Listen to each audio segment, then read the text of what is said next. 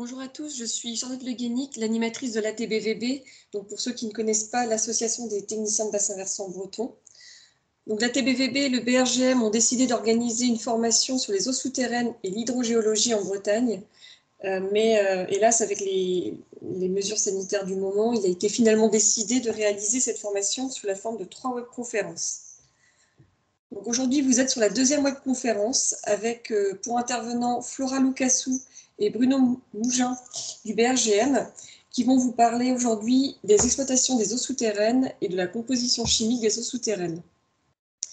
Et avant de commencer, si ce n'est déjà fait, je vous invite vivement à visionner la première webconférence intitulée « Généralité sur les eaux souterraines ». Donc vous trouverez le lien sous la vidéo.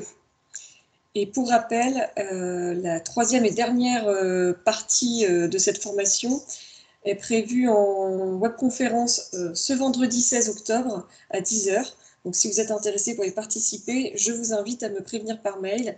Donc vous trouverez mon contact sous la vidéo également. Je laisse donc la parole à Flora et Bruno et je vous souhaite à tous une bonne webconférence. Merci. Pour les échanges. Voilà, donc c'est parti pour cette deuxième webconférence eaux souterraines et hydrogéologie en Bretagne. La plupart d'entre vous avaient déjà assisté à la webconférence du 29 mai, qui était la première partie avec les généralités, des rappels sur la géologie bretonne, sur les eaux souterraines, et un temps d'échange qui nous a permis d'alimenter la formation d'aujourd'hui et celle de vendredi pour essayer de répondre à toutes vos questions. N'hésitez pas cependant, s'il y a certains points qu'il nous faut aborder, on pourra compléter pour la prochaine formation de vendredi. Donc, le programme d'aujourd'hui, c'est l'exploitation des eaux souterraines, savoir où les trouver, quel site internet on peut consulter pour trouver des données, comment on fait un forage, quelles sont les informations qu'on doit recueillir pendant la foration, et comment on équipe un forage et comment on l'abandonne. On parlera aussi de l'utilisation d'un piézomètre. Et dans une deuxième partie, on va s'intéresser à la composition chimique des eaux souterraines, plus particulièrement en Bretagne, et des éventuelles thématiques un peu particulières sur la Bretagne, avec la dénitrification, le biseau salé. Et on terminera en vous présentant le site internet ADES, qui vous permet de trouver des informations sur la qualité des eaux souterraines. La troisième partie de cette formation aura lieu vendredi matin, donc de 10 h à midi. On vous présentera avec Bruno le réseau piézométrique régional, donc le suivi du niveau des nappes. On est chargé au BRGM du suivi du niveau des nappes. On vous présentera les sites internet qui vous permettent de trouver les données et les bulletins de situation du niveau des nappes, mais je pense que la plupart d'entre vous êtes déjà destinataires. On vous expliquera également qu'est-ce qu'un essai de pompage et à quoi ça sert. On fera une petite partie sur la réglementation applicable au forage. Et enfin, on vous présentera d'autres données sur les eaux souterraines qui sont disponibles dans le site internet CIGES Bretagne et qui pourraient vous intéresser. Alors, juste avant de commencer cette webconférence, quelques points très rapides pour un petit rappel de la première partie de cette formation qui a eu lieu au mois de mai et qui commence à dater un peu. Ce qu'il faudrait retenir en quelques mots de cette formation, c'est que les eaux souterraines en Bretagne sont présentes dans différents types d'aquifères, essentiellement des roches dures anciennes, qu'on appelle des roches de socle, où l'eau souterraine est présente dans 2 niveaux. En surface, l'eau souterraine est présente dans les altérites, donc la roche altérée, et plus en profondeur, elle va circuler dans l'horizon fissuré et éventuellement dans des failles et fractures plus profondes. Mais en Bretagne, on a également d'autres types d'aquifères, les aquifères sédimentaires, comme dans le bassin de Rennes, Charles de Bretagne ou le bassin du Ciou, et également des aquifères alluviaux donc autour des rivières principales.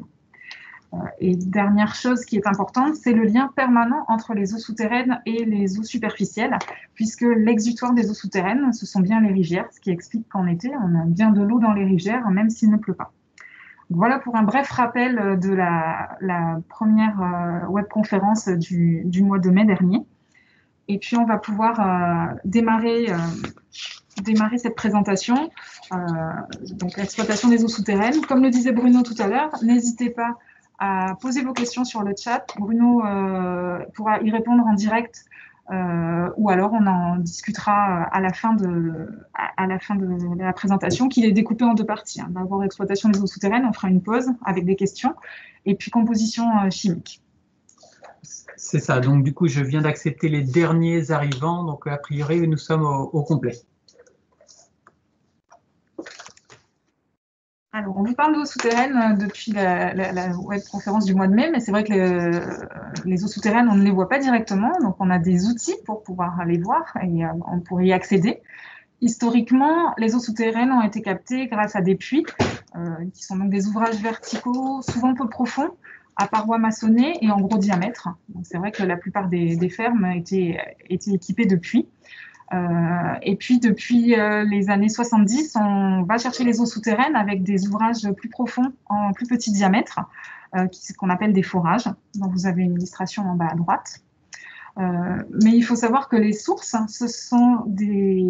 c'est l'apparition d'un écoulement naturel d'eau souterraine à la surface du sol. Donc, en fait, à partir de la source, on a de l'eau de surface, mais la source, c'est bien l'apparition d'une eau souterraine. Donc, voilà, les trois possibilités pour voir les eaux souterraines, ça va être les puits, les forages et les sources. On a également des ouvrages particuliers qu'on appelle des piézomètres. Ce sont des forages qui servent à mesurer la pression de l'eau, donc le niveau, ou à prélever de l'eau souterraine pour faire des analyses de qualité, par exemple.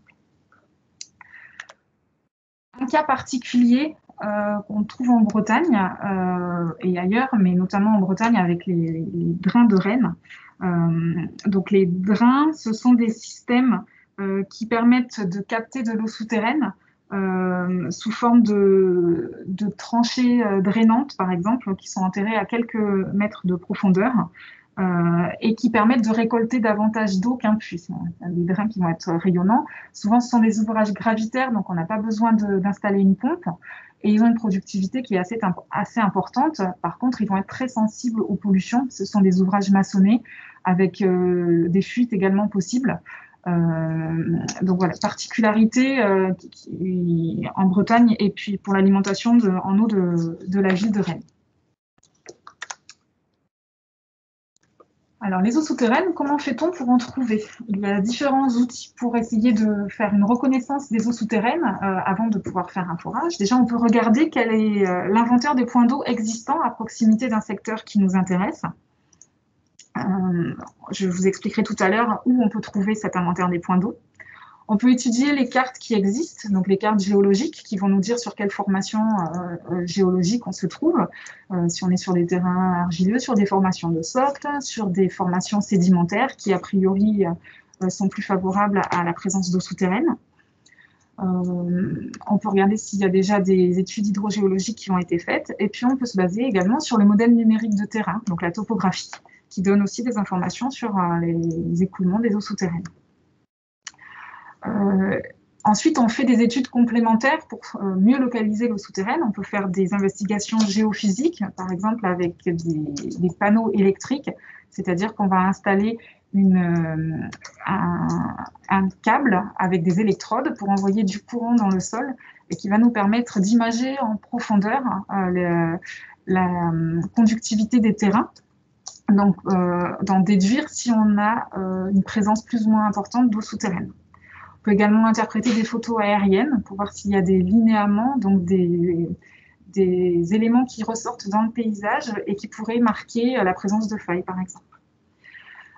Et puis, évidemment, quand on fait de l'hydrogéologie, il y a aussi une partie de terrain avec des investigations de terrain. Déjà des investigations géologiques préalables pour voir où se trouve l'altération des roches, la profondeur de cette altération, l'épaisseur, la présence de fracturation. On fait également des sondages de reconnaissance, donc des forages, où on va aller explorer en profondeur ce qu'on trouve dans le sous-sol, voir si on a bien de l'eau souterraine, voir si on a des fractures, voir le débit qu'on peut obtenir. Ensuite, on fait des forages vraiment d'exploitation et on va réaliser des essais de pompage pour déterminer la productivité de ces ouvrages. Donc ça, ces différentes parties, on va vous les détailler dans la suite de cette présentation. Alors, l'inventaire des points d'eau, pour y accéder, on peut utiliser les données de la banque de données du sous-sol, la BSS. dont on est chargé de l'alimentation au BRGM. En fait, tout vient de l'article L411-1 du Code minier qui implique qu'on doive déclarer à tout ouvrage souterrain dont la profondeur est supérieure à 10 mètres. Il faut déposer une déclaration au titre du Code minier auprès de la DREAL Bretagne. Donc, il y a un formulaire de déclaration qu'on doit envoyer à la DREAL quand on veut faire un forage, qui nous est transmis au BRGM. Et quand le forage est réalisé et qu'on a reçu un dossier de récolement avec une localisation précise, on va attribuer à cet ouvrage un code de BSS au BRGM et on va numériser les documents qui sont associés, donc les caractéristiques du forage, sa coupe technique, sa coupe géologique par exemple. Alors, la banque de données du sous-sol, la BSS, elle va être accessible sur le site Infoterre, donc qui est le portail géologique national sur lequel on trouve non seulement les données de la banque du sous-sol, mais également les cartes géologiques ou des rapports du BRGM. Donc c'est le premier site que je vous présente ici, infoterre.brgm.fr. La finalité d'Infoterre, initialement, c'est vraiment les informations géologiques. Il existe également d'autres sites internet qui vous permettent d'accéder aux données du sous-sol et plus particulièrement aux données sur les eaux souterraines. Un site national qui s'appelle ADES, accès aux données sur les eaux souterraines. Vous trouverez des informations sur la qualité de l'eau souterraine et sur la quantité, c'est-à-dire le niveau des nappes. Vous avez également un troisième site internet sur lequel vous pourrez trouver des informations qui, lui, est régional, c'est le SIGES Bretagne. Alors, SIGES, ça veut dire Système d'information pour la gestion des eaux souterraines. C'est le portail régional sur les eaux souterraines. Donc, vous avez ici l'adresse des trois sites internet. On va vous les présenter au fil de ce diaporama. Pour accéder aux données du sous-sol, premier site à consulter, c'est le site Infoterre. Vous avez ici la page d'accueil. Si on avait fait la formation en présentiel, on aurait pu vous montrer en direct, aller naviguer sur le site. Là, on a choisi de vous montrer avec plutôt des captures d'écran. On verra dans les questions s'il y a des questionnements particuliers, on pourra peut-être aller voir directement sur le site. Mais là, pour éviter de jongler entre les écrans, voilà, on va rester sur la présentation sans aller directement sur le site. Donc, ça sera peut-être un peu moins pédagogique, mais voilà, on va essayer de vous montrer quand même les fonctionnalités des différents sites Internet. Première fonctionnalité d'Infoterre, c'est le visualiseur qui vous permet d'afficher différentes couches de données sur la géologie et les eaux souterraines, notamment donc, les ouvrages de la banque du sous-sol et la carte géologique. Pour y accéder, on peut aller sur la page d'accueil, visualiser les données, et il y a un visualiseur standard qui vous permet d'afficher différentes couches, avec ici à droite un catalogue de couches. Et vous verrez que c'est très riche, non seulement sur la géologie, mais aussi sur les risques naturels, par exemple, les carrières, enfin, voilà, beaucoup d'informations qui sont disponibles sur ce site Internet. Vous avez également, sur la page d'accueil du site, un accès à un onglet « Rechercher des données » qui va vous permettre d'accéder directement au dossier BSS. Donc, si vous connaissez le code BSS, je vais vous détailler juste après. Vous pouvez également trouver des rapports BRGM en tapant un nom de commune ou un nom de projet. C'est là que vous pourrez retrouver les différentes informations, notamment bibliographiques.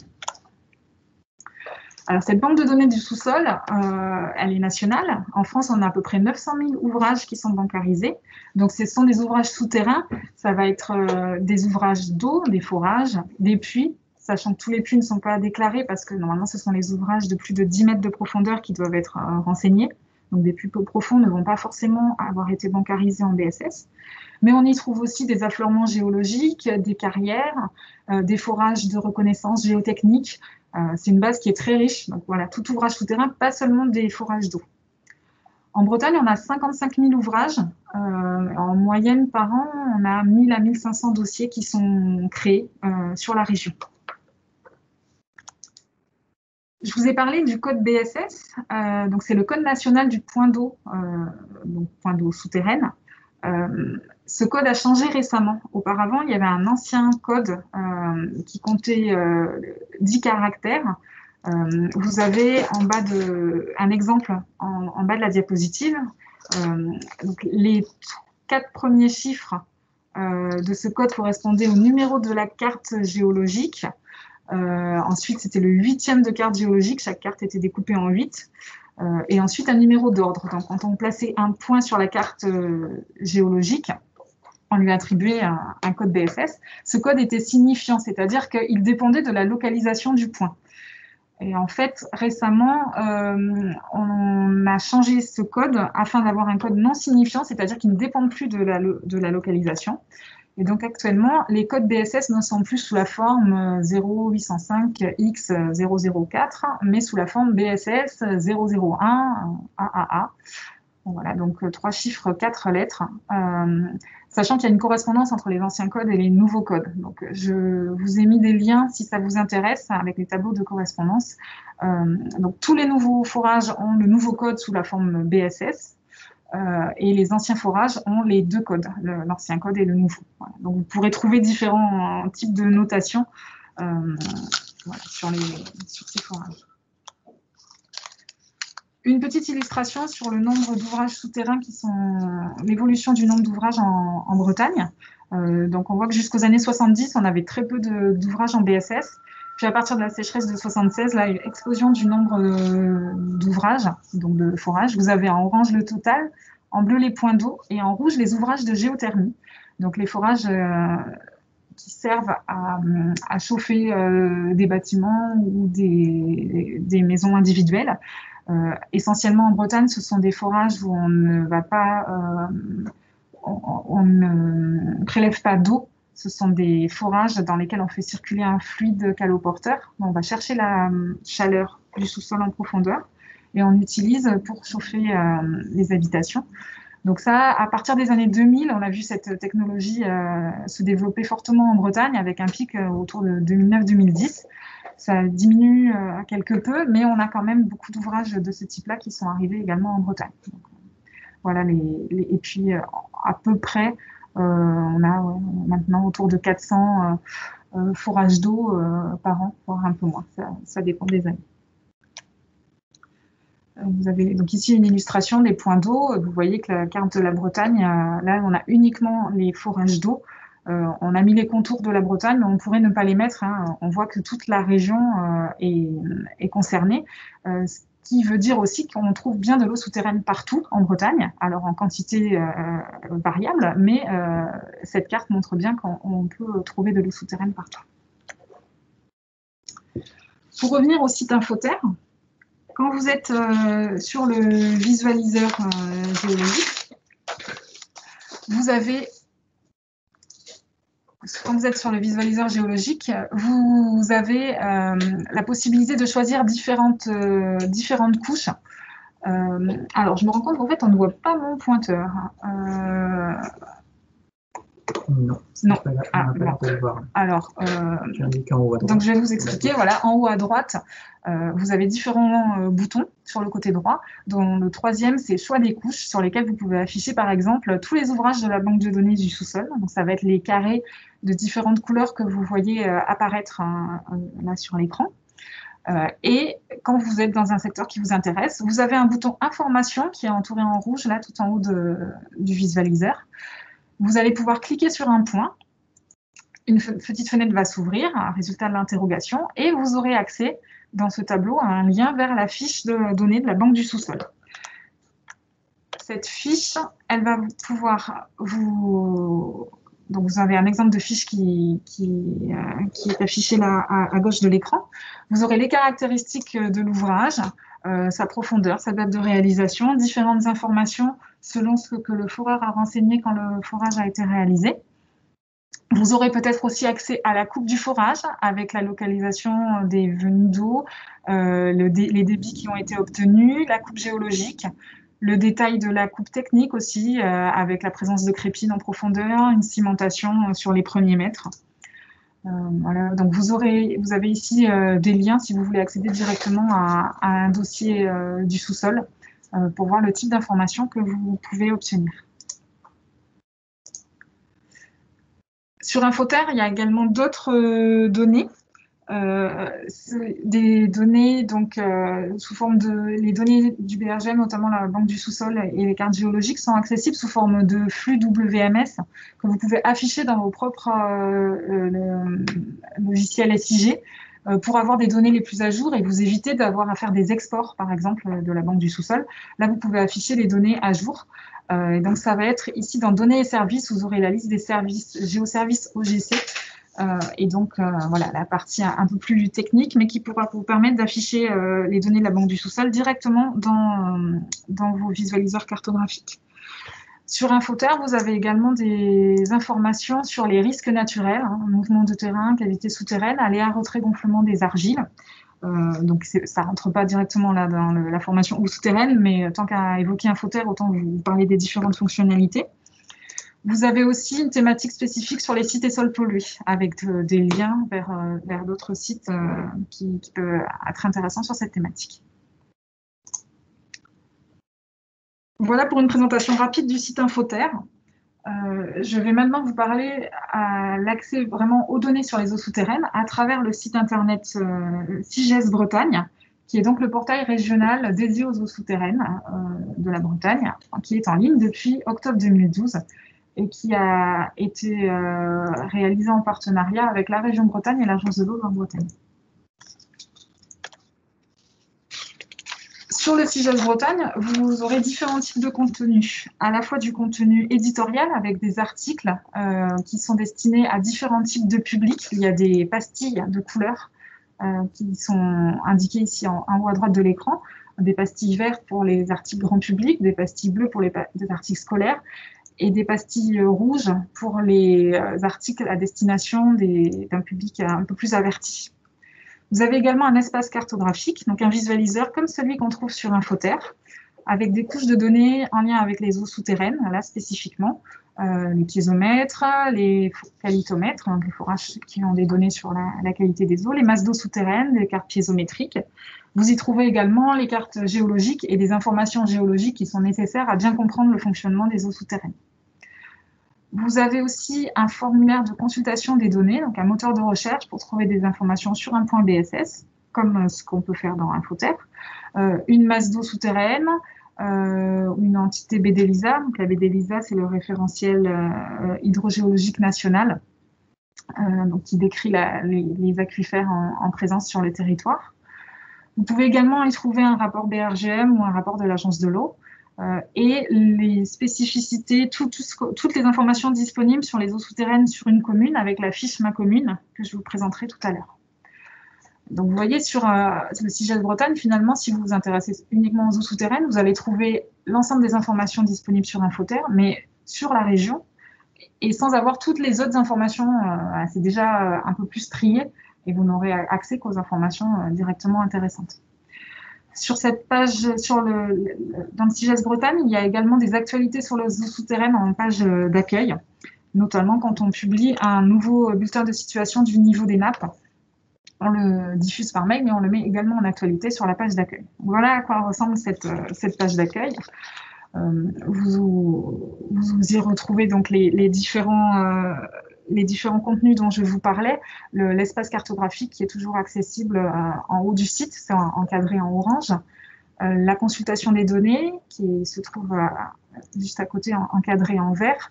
Vous avez des accès par rubrique thématique dans le bandeau bleu, donc géologie, hydrogéologie, quantité, qualité, vulnérabilité, géothermie et législation. Il y a également un menu dynamique qui défile avec des accès directs à l'espace cartographique, à la consultation des données, mais aussi à la fiche Ma Commune, aux lettres d'information sur le CIGES, un article de généralité également sur les eaux souterraines. Donc voilà, 9 menus déroulants, également un itinéraire, 2 itinéraires hydrogéologiques. Les actualités qui sont sur la partie gauche dont je vous parlais, et la navigation par public avec la définition des cibles des articles, et si besoin des tutoriels accessibles en bas du site pour vous aider à la navigation. L'espace cartographique du CIGES, il ressemble beaucoup à celui d'Infoterre, puisque voilà, ce sont 2 sites hébergés par le BRGM et donc des fonctionnements assez similaires. Vous avez un catalogue pour choisir des couches avec les boutons qui se trouvent à droite du visualiseur. En haut, vous avez les boutons classiques pour zoomer ou se déplacer dans la carte et le bouton I pour avoir des informations sur une couche. Et à gauche, différents boutons donc pour se localiser avec les petites flèches ou enregistrer des cartes également ou les imprimer. Il y a également en haut à gauche une possibilité d'accéder à un manuel utilisateur. Vous pouvez également vous connecter et enregistrer vos cartes pour pouvoir y revenir par la suite. Un exemple ici, on a affiché donc les piézomètres qui vont être les points qui nous permettent de suivre, les 52 points qui nous permettent de suivre le niveau des nappes en Bretagne. Le réseau piézométrique, on vous le présentera vendredi matin. On a affiché également ici une entité BD LISA, donc le référentiel géologique national. BD LISA, ça veut dire base de données des limites des systèmes aquifères. En Bretagne, ça correspond plus ou moins au bassin versant, voilà, au grand bassin versant, donc voilà, Blavet, Scorff, Vilaine. Et donc, ça vous permet de vous localiser sur un territoire qui vous intéresse. Et donc là, voilà, sur la carte, on a pu afficher le bassin versant et puis les piézomètres. Et avec le bouton d'information, si on clique sur un piézomètre, on peut accéder à la fiche d'information de ce piézomètre et avoir des données sur les niveaux d'eau, par exemple. On peut avoir, pour chacune des couches qu'on affiche dans le SIGES Bretagne, on a des liens vers un article qui explique, qui donne un peu plus d'informations sur la donnée, les métadonnées des couches et des fois des liens vers des sites web qui présentent un peu plus la donnée. Donc, à partir du SIGES Bretagne, on renvoie toutes les données, on n'invente pas les données, hein, on essaye de les rassembler sur le site et on renvoie vers les différents sites sources de ces données. Alors, autre possibilité, de consulter des données à partir de l'onglet consultation des données. Donc, dans le premier onglet, vous avez .bss. Si vous connaissez le code BSS d'un point, vous pouvez taper le point et accéder à la fiche Infoterre que je vous ai présentée tout à l'heure. Vous pouvez également, en tapant les premières lettres d'un bassin versant, par exemple ici le Gouette, retrouver les informations sur les entités hydrogéologiques de la BD LISA, et notamment des fiches de synthèse hydrogéologique qui ont été élaborées sur chacun des bassins versants, où vous retrouvez des informations à la fois sur la géologie, mais également sur l'hydrogéologie, le niveau des nappes, un inventaire des prélèvements d'eau souterraine, qui date de 2009, mais on a essayé de faire cette synthèse de l'ensemble des prélèvements qui existent sur chacun des bassins versants. Et puis des liens également entre eau souterraine et débit des rivières, niveau des nappes et débit des rivières. Ce sont des fiches qui font entre 4 et 6 pages selon les bassins versants, des fiches en PDF sur lesquelles vous trouverez beaucoup d'informations et qui peuvent vous être utiles, notamment dans le cadre d'études sur les sages ou les bassins versants. Si vous recherchez des données à l'échelle communale, vous pouvez y accéder toujours dans le formulaire de consultation des données à travers un onglet commune sur lequel vous pouvez donc taper un nom de commune et accéder à une fiche consultable en ligne ou téléchargeable en PDF et qui va vous présenter l'ensemble des informations listées à droite de l'écran. Donc la présentation du territoire communal, les cours d'eau, la carte géologique, où vous pourrez avoir accès aux différentes formations. En survolant la carte, le nom des formations pourra apparaître. Des informations sur les eaux souterraines, donc les masses d'eau souterraines sur lesquelles se trouve la commune, là où les masses d'eau, les entités de la BD LISA, les résultats du projet Silure, donc un gros projet mené par le BRGM au début des années 2000. Silure, ça veut dire système d'information et de localisation, l'utilisation des ressources en eau souterraine. Donc des résultats également à l'échelle communale. Des données sur la quantité et la qualité des eaux donc avec les points d'eau de la BSS, les données du site ABES qu'on vous présentera un petit peu plus tard, des informations sur les restrictions d'eau quand il y a des arrêts des sécheresses, par exemple, des informations sur la vulnérabilité des nappes, notamment la sensibilité aux remontées de nappes, le SAGE présent sur cette commune, les données sur les prélèvements d'eau qui viennent de la Banque nationale des prélèvements d'eau et de la bibliographie. Et ces couches sont téléchargeables en PDF, cette fiche. Et dans chacune des thématiques, vous avez des petites cartographies et vous pouvez basculer directement vers l'espace cartographique du CIGES si vous voulez aller un petit peu au-delà ou afficher d'autres couches. Voilà. Donc c'est un outil qui est intéressant pour avoir à l'échelle de la commune toutes les données qui sont disponibles. Voilà pour la première partie. Je vais laisser la parole à Bruno pour la suite de la présentation.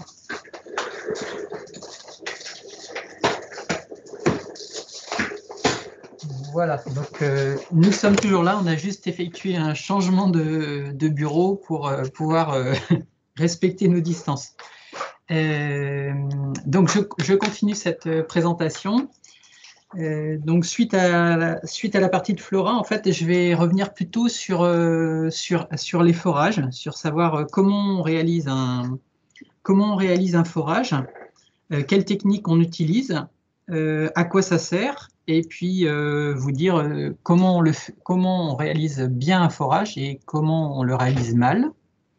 Et à la fin, en fait, juste avant une partie de temps de questions, je viendrai sur un forage particulier qu'on appelle un piézomètre pour vous expliquer à quoi ça sert.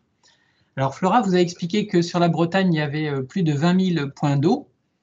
Donc il est intéressant quand même de regarder comment ils sont réalisés en Bretagne et de quelle façon, avec plus ou moins de grande qualité. Alors sur cette diapositive, vous avez différentes techniques de forage. Ce sont des techniques qui sont plus nationales. Et on va dire qu'en Bretagne, à 95%, les entreprises de forage réalisent des trous avec la méthode du marteau fond de trou. C'est ce qui est noté en bleu. Alors néanmoins, il y a d'autres méthodes, des méthodes destructives que vous voyez tout en haut. Ensuite, il y a également le carottage, qui n'est pas une méthode destructive, mais qui est une méthode de récupération directement de la roche. Alors, si je reviens sur les méthodes destructives, donc il y a d'abord le battage. Alors le battage, c'est une méthode de percussion. On fait tomber un outil assez lourd, qu'on appelle un trépan, sur la formation. Et ça fonctionne assez bien sur des formations qui existent par exemple dans le sud de la France, des formations karstiques. Ensuite, il y a la méthode du havage, qu'on appelle aussi le curage. C'est-à-dire qu'on réalise un trou avec un diamètre assez large dans des terrains mous, vous voyez des alluvions, des sables, et il y a une technique d'ajout d'un tube au fur et à mesure qui permet de tenir les terrains. Alors, ce qui est un petit peu plus fréquent en Bretagne, c'est la méthode par tarière. Alors, la tarière, en fait, c'est comme une vis sans fin. Vous avez peut-être connaissance de ça dans des reconnaissances de sol. Ben, c'est exactement la même chose en forage. On utilise une vis sans fin et on traverse ces terrains meubles. Et dès qu'on atteint la roche dure, ben, on peut plus continuer. Ensuite, il y a la méthode du rotary, dont vous avez sans doute entendu parler plutôt sur des forages pétroliers, où on utilise pareil en fait un système de rotation avec un fluide de forage qui peut être de l'eau ou majoritairement plutôt de la boue et qui permet de tenir aussi des terrains, notamment dans des formations sédimentaires qu'on peut rencontrer par exemple dans le bassin parisien et dans le bassin aquitain. Alors sur la Bretagne, ça sera donc plus du marteau fond de trou. Donc là, il y aura un système de percussion, on va taper la roche et on va tourner également au niveau de l'outil pour la broyer. Alors le carottage, donc c'est, je vais dire, le must, le top du géologue, puisque là, en fait, au lieu d'avoir des morceaux de cailloux, on récupère la roche entièrement et puis on peut l'analyser en termes de direction de fracture, etc. Alors donc, comment on s'y prend pour choisir parmi toutes ces méthodes? Il faut regarder comment sont nos terrains, est-ce qu'ils sont mous, est-ce qu'ils sont durs? Est-ce qu'on va aller profond, pas profond? À quoi va servir notre forage? Et puis, il y a aussi une histoire de coût. Alors, donc, je vais revenir plutôt sur cette méthode du marteau fond de trou. Alors, le marteau fond de trou, il y a deux équipements assez intéressants. C'est d'abord l'outil. Donc, l'outil, c'est ce qui va descendre au fur et à mesure dans le trou. Vous avez deux exemples en bas. voyez, donc c'est un outil qui a une tête de percussion, donc qui fonctionne un petit peu comme un marteau-piqueur. Donc il y a une partie qui coulisse et qui tape la roche. Et vous voyez en bas de l'outil comme des petites billes qui sont très dures, qui parfois ont des petites parties en diamant qui permettent aussi, par la rotation, de venir broyer et découper la roche. Ensuite, tout cela est relié à un compresseur, c'est la photo que vous avez en haut à gauche. Et ce compresseur permet d'envoyer au milieu de l'outil de l'air. Et cet air, en fait, permet, au fur et à mesure qu'on casse les terrains, de les remonter à la surface du sol pour pouvoir regarder ce qu'on traverse. Alors ici, encore d'autres photos du marteau fond de trou. Donc, qu'est-ce qui se passe quand on fait un forage comme ça? Donc déjà, le matériel arrive, c'est l'image que vous avez en bas, souvent sur un semi-remorque. Il descend puisque vous voyez que le compresseur est sur roue et la foreuse, elle est souvent sur chenille, ce qui permet d'accéder à des terrains assez sympathiques ou un peu boueux. Ensuite, vous voyez que le train de tige est à l'horizontale. Ensuite, une fois qu'on a discuté avec le foreur pour savoir où on se positionne, ce train de tige se met à la verticale. C'est ce que vous avez sur la photo du haut ou la photo à gauche. Et ensuite, on va descendre l'outil, le marteau fond de trou, au fur et à mesure dans le sous-sol, grâce au vissage en fait, de différentes trains de tiges. Donc, c'est des tiges souvent de 3 mètres qu'on visse au fur et à mesure pour aller de plus en plus en profondeur. Alors, l'avantage de cette technique, c'est qu'elle permet d'aller assez vite. En fait, elle permet de traverser justement ces roches très dures. Comme on souffle dans le trou, les débris, en fait, qu'on appelle aussi les cuttings de roches, en fait, remontent à la surface et on peut avoir un suivi de la géologie en direct. Comme on souffle dans le trou, quand on rencontre de l'eau, on peut savoir également à quelle profondeur les venues d'eau se trouvent. Et comme on n'utilise pas de boue, ça permet de ne pas bloquer des arrivées d'eau. Et du coup, après, les outils durent un peu plus longtemps. Les inconvénients, c'est que quand les terrains sont mous, comme des terrains sableux ou alluvionnaires, le trou se rebouche directement et du coup, en fait, le forage se cavite. Donc, il y a des trous et tout vient se combler. C'est un peu difficile d'avancer. Ensuite, les morceaux de roche sont broyés. Hein, c'est des tout petits morceaux, donc ce n'est pas la roche en l'état. Il est difficile de prolonger très profondément quand il y a beaucoup d'eau qui arrive en profondeur, quand on a un geyser. Ensuite, la profondeur est limitée, mais vous voyez qu'on arrive quand même à 200-300 mètres, ce qui est amplement suffisant pour la Bretagne. Alors, comment on s'y prend pour faire ce trou? Alors, on commence souvent par... on travaille en fait avec différents diamètres d'outils, donc avec plusieurs outils. On commence souvent à un diamètre assez gros. Imaginez peut-être une quarantaine de centimètres de diamètre. On fait cet avant-trou dans les terrains qui sont assez boulants, qui sont assez mous. Et ensuite, on insère un pré-tubage, c'est-à-dire un tube qui permet de tenir le trou. Ensuite, une fois que ces terrains qui s'éboulent sont tenus, on peut aller un peu plus en profondeur avec un outil plus petit, en plus petit diamètre. Et ensuite, une fois que le trou est complètement réalisé, on met à l'intérieur un tubage. Vous verrez tout à l'heure des photos de tubes en bleu, donc des tubages pleins qui ne permettent pas à l'eau de passer, et des tubages crépinés qui permettent à l'eau souterraine de passer. Ensuite, il y a une obligation réglementaire d'effectuer une cimentation en tête de l'ouvrage.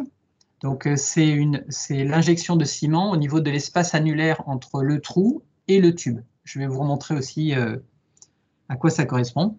On a des photos. Et ensuite, en surface, on effectue une protection de la tête de l'ouvrage. Alors, ça va être plus simple avec des photos. Donc, en haut à gauche, vous avez le foreur, vous voyez, qui percute avec ce marteau-piqueur. Et quand on est au début de la roche, souvent, on remonte de la poussière ou des petits déblais. Ensuite, quand on atteint l'eau, ça fait un petit peu comme un geyser. Comme on souffle, en fait, dans ce trou, ça remonte l'eau. Donc, c'est ce que vous voyez en bas. Ensuite, l'image du milieu en haut, c'est quand on visse des trains de tiges, donc les différentes tiges qui permettent d'aller en profondeur. En haut à droite, c'est quand le trou est terminé, on insère un tubage d'un diamètre plus petit qui descend au fur et à mesure dans le trou. Ensuite, sur ces images suivantes, là, on voit les manipulations sur les tubages. Alors, les tubages, c'est pareil, c'est des tubes qui font à peu près 3 mètres de hauteur, donc qui viennent soit se visser l'un dans l'autre, soit venir se tuliper avec un système de collage. Ensuite, une fois que le tubage est descendu dans le trou, il y a un espace qui reste entre le tube bleu et le trou du forage. Donc, c'est ce qu'on appelle l'espace annulaire, parce que ça fait comme un anneau. Et cet anneau, en tête de forage, on vient le combler avec ce qu'on appelle un laitier. Alors, c'est un mélange de ciment et d'eau. Alors, vous avez en haut à droite la personne qui effectue ce mélange de sac de ciment et d'eau. Et vous voyez un petit tuyau jaune qui passe à côté, qu'on retrouve sur l'image en bas à gauche, qui vient justement injecter ce ciment du bas vers le haut dans cet espace annulaire. Ensuite, quand le trou est terminé, on vient cimenter le haut du forage. Alors vous avez, c'est l'image qui est en bas à droite. On retrouve le tube bleu qui dépasse. Le fond est cimenté. Et vous voyez qu'ici, il est équipé également d'une pompe. C'est ce qu'on voit un petit peu en couleur dorée, là, avec un tuyau qui permet son alimentation, avec un câble électrique. Ensuite, vous avez une buse en béton qui permet d'assurer l'étanchéité et la protection de l'ouvrage. Alors, sur cette image, vous avez en fait le forage en coupe pour illustrer ce que je disais tout à l'heure. C'est qu'en haut du forage, on commence avec un diamètre assez gros. Vous voyez qu'ici, on a commencé avec un diamètre de 270 mm.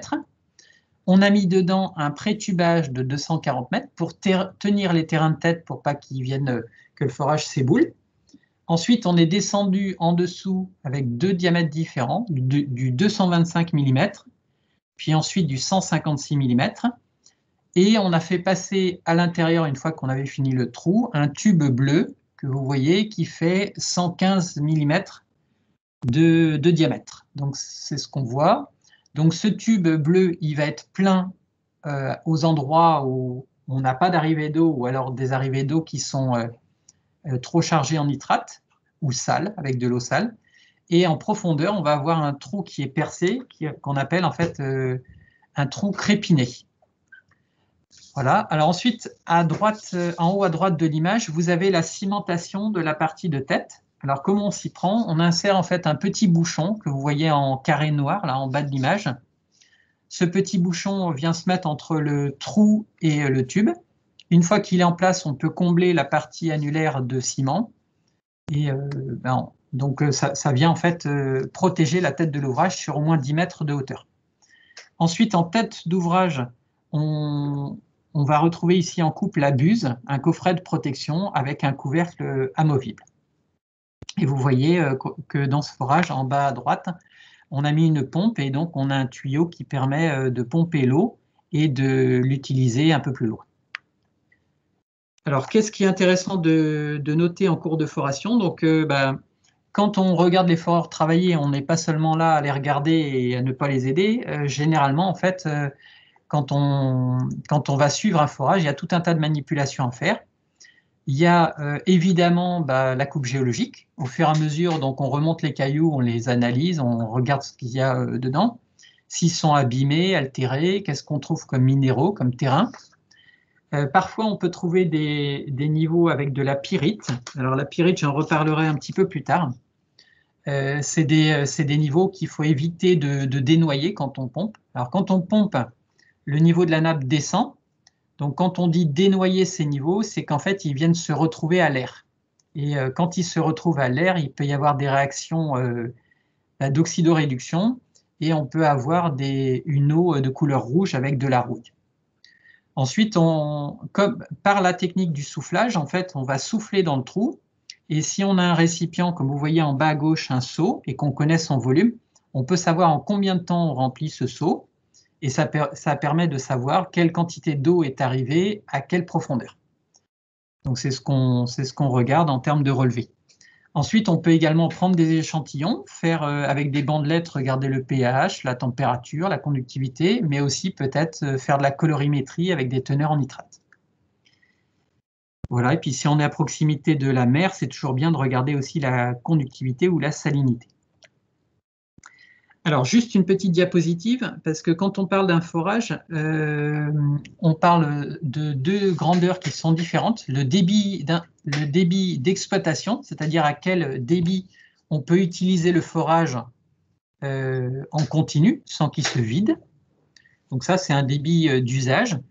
Et par contre, ce qu'on effectue en foration quand on souffle dans le trou, c'est plutôt un débit instantané obtenu à la foration. Donc là, on souffle dedans et on regarde quelle quantité d'eau sort. Et donc, ce qui se passe, c'est quand on utilise le forage, ce débit d'exploitation est plus faible que ce débit instantané. Donc, ce n'est pas parce qu'on souffle dans un forage 25 mètres cubes heure qu'on pourra utiliser cette quantité par derrière. Alors, je vous ai promis de parler tout à l'heure de la pyrite. Alors, la pyrite, vous en avez une image en haut à droite. On l'appelait banalement un peu l'or des fous. Donc, ça a une couleur dorée, mais ce n'est pas de l'or. Et on en a assez fréquemment dans le sous-sol breton, alors soit sous forme dorée, soit sous forme argentée, donc de pyrite ou d'arsénopyrite.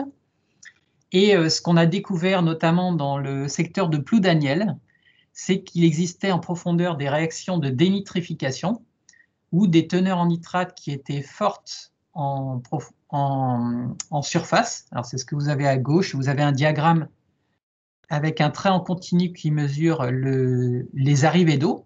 Donc, on commence à 0 m3 et on finit à plus de 25 m3, à peu près à 100 mètres de profondeur. Et le trait en pointillé correspond aux teneurs en nitrate. Alors, vous voyez qu'en surface, on a des teneurs de 60 mg par litre. Et plus on va en profondeur, plus on descend à 10 ou en dessous de 10 mg par litre.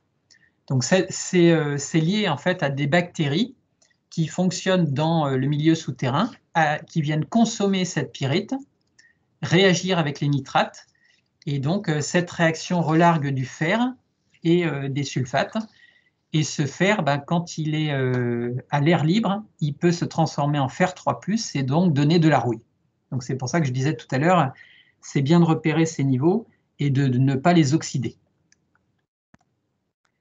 Alors ensuite, vous avez une image des tubages, j'en ai parlé tout à l'heure. Donc ces tubages sont soit pleins en tête de forage, mais sont percés ou crépinés.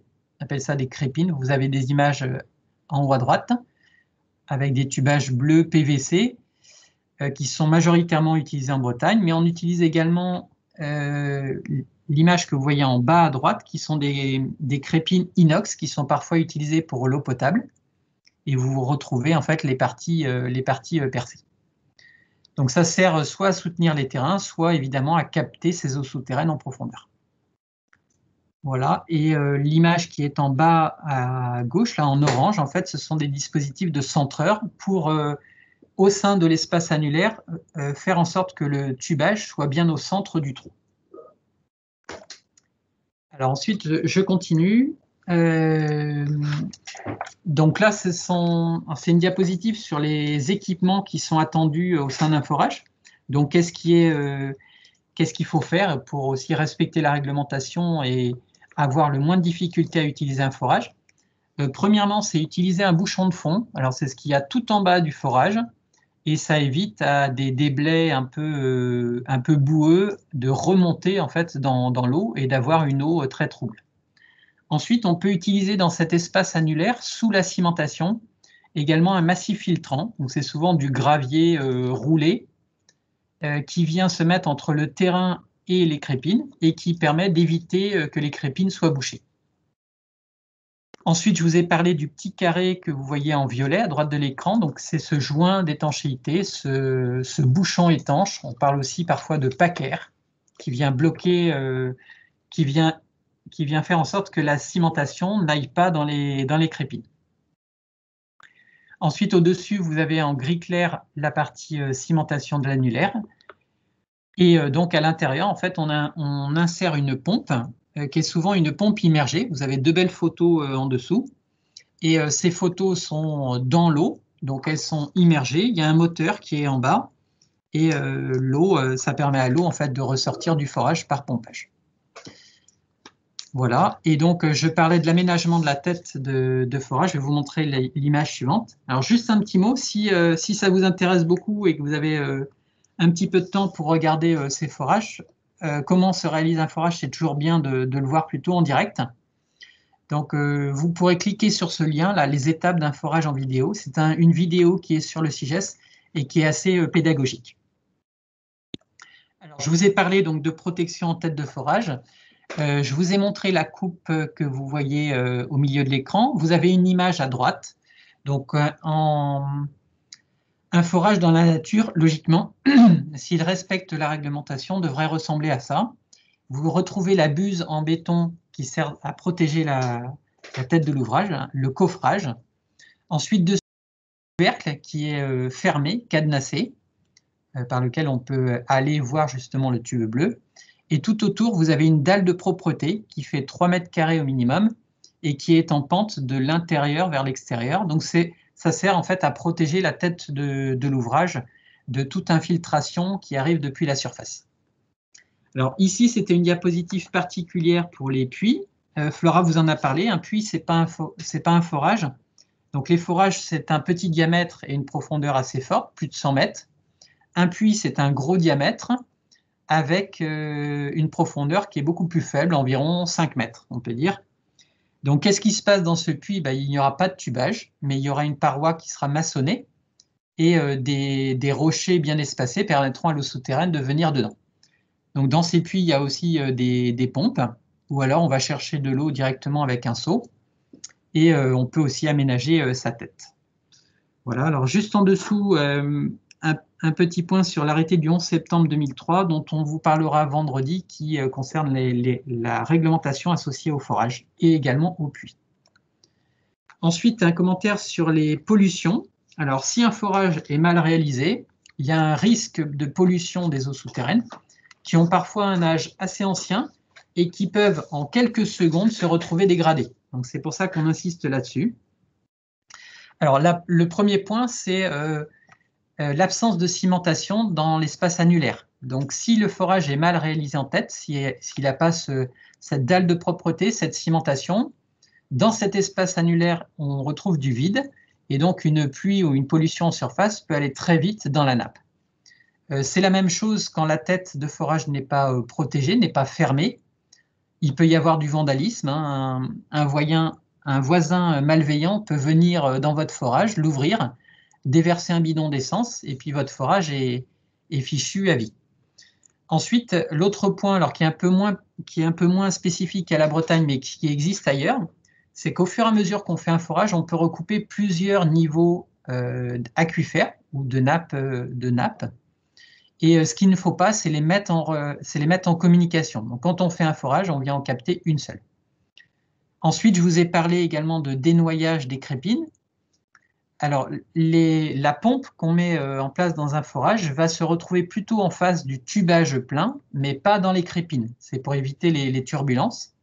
Et c'est pour éviter également aux crépines de se retrouver sans eau, à l'air libre, et d'avoir ce processus d'oxydoréduction avec du développement de fer.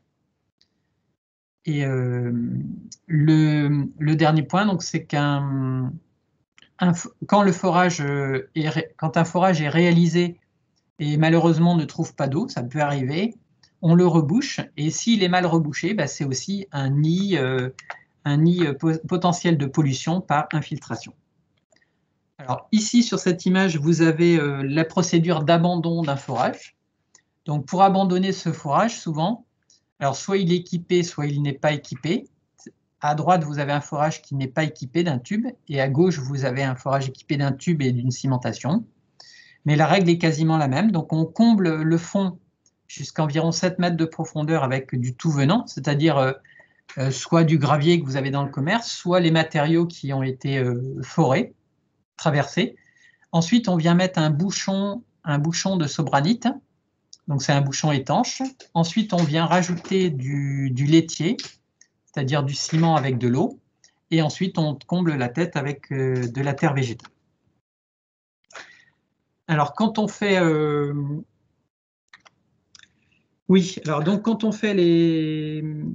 Quand on fait un forage, il y a des forages qui sont également particuliers, qui ne sont pas équipés de pompes immergées et qu'on appelle des piézomètres. Alors ces forages, c'est des forages qui sont souvent moins profonds et qui n'ont pas pour objectif d'aller prélever de l'eau souterraine, mais plutôt de l'utiliser à d'autres fins.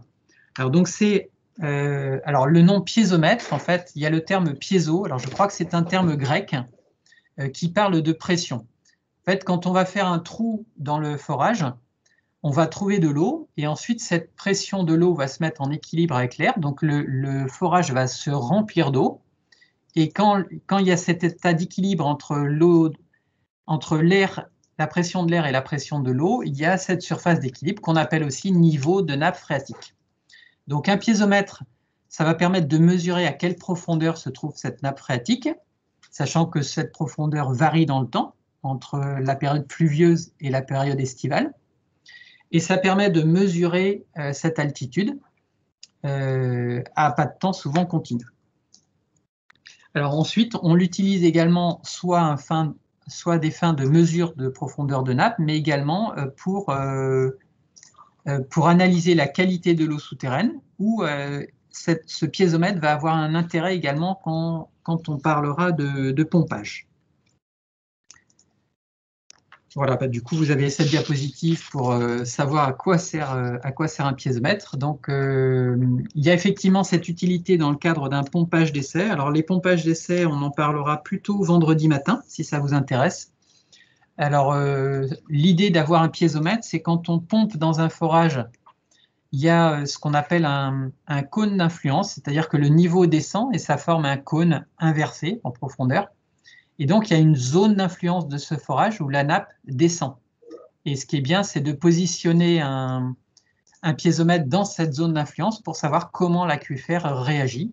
Et donc, ça permet ensuite, par interprétation, de connaître les caractéristiques hydrodynamiques d'une nappe. Alors là, ce sont les tout premiers termes dont Flora vous a parlé à la première webconférence. Donc, c'est plutôt un paramètre de vitesse, donc la perméabilité, ou plutôt un paramètre de porosité, d'éponge, de côté éponge de l'aquifère, le coefficient d'emmagasinement. Alors ensuite, le piézomètre peut avoir un objectif patrimonial, un objectif de connaissance régionale par bassin ou par département ou par bassin versant. Donc il doit être représentatif d'une nappe et être indépendant d'un pompage. En fait, quand on va suivre son niveau, on essaye d'avoir un niveau qui n'est pas influencé par un pompage voisin. Il y a un suivi soit effectivement à des fins de quantité, quelle quantité d'eau j'ai dans mes nappes, ou quelle qualité d'eau j'ai dans ma nappe. Et souvent, c'est un suivi qui dure assez longtemps. Alors ensuite, les autres utilisations des piézomètres, alors là, ça peut être par d'autres organismes que le BRGM ou que l'Agence de l'eau Loire-Bretagne, par exemple. Ça peut être des organismes comme des installations classées, ou des industriels qui ont des piézomètres sur leur site. Et là, du coup, dans le cadre d'une installation classée, on préconise d'en faire un avant le site et après le site, en amont et en aval hydraulique, dans le sens de l'écoulement, pour avoir soit un suivi justement d'évolution de la pollution, soit d'alerte si pollution il y a. Donc là, ça passe par un certain nombre de prélèvements et d'analyses. Ensuite, ça peut servir également à regarder la participation des eaux souterraines au débit des rivières et regarder quels sont les liens entre ces nappes phréatiques et ces rivières. Ensuite, l'autre usage, c'est pour les champs captants, donc les réseaux en fait servant plus à l'alimentation en eau potable. Donc ça permet de bien suivre la réserve, d'alerter également si elle est trop basse. Et puis, pourquoi pas, de venir rajouter de l'eau quand on n'en a pas. Donc ça, c'est des dispositifs assez innovants qui commencent à se développer sur de la recharge artificielle. Et donc, les tout derniers ouvrages, c'est pour des suivis de barrages ou de digues pour évaluer leur fiabilité, le fait qu'ils ne fuient pas et qu'ils ne s'abîment pas dans le temps. Alors, pour mesurer le niveau piézométrique, donc la profondeur de la nappe phréatique, on utilise différents dispositifs. Le premier, c'est l'image que vous avez en haut à droite. Donc c'est en fait comme une rallonge électrique, sauf qu'au bout de cette rallonge, on a un fil qui est gradué, un ruban gradué en blanc. Et au bout de ce ruban gradué, vous avez une sonde qui, quand elle touche l'eau, soit s'allume ou sonne. Donc, c'est ce qu'on utilise en dispositif manuel pour vérifier la valeur à un moment donné. Ensuite, les mesures qui permettent le suivi sur le long terme, c'est soit un dispositif qui est immergé, donc c'est souvent ce qu'on appelle des sondes pression. Le capteur est dans l'eau et on mesure la différence de pression entre la pression de l'eau et de l'air et on regarde comment ça évolue. Et le dernier dispositif, donc, ce sont plus des limnigraphes. Donc les limnigraphes, c'est plus des dispositifs à flotteur. Donc il y a un flotteur qui se met à la surface de l'eau et qui regarde comment ça évolue dans le temps. Voilà, alors j'en ai fini cette première partie qui concernait l'exploitation des eaux souterraines. Donc ce qu'on peut peut-être s'accorder, c'est 5 minutes de questions, si vous avez des questions à nous poser en direct avant de poursuivre sur la partie composition chimique des eaux souterraines. Alors du coup, de notre côté, on va réactiver les micros. Voilà, c'est sûr. Voilà, tu peux réactiver. C'est là.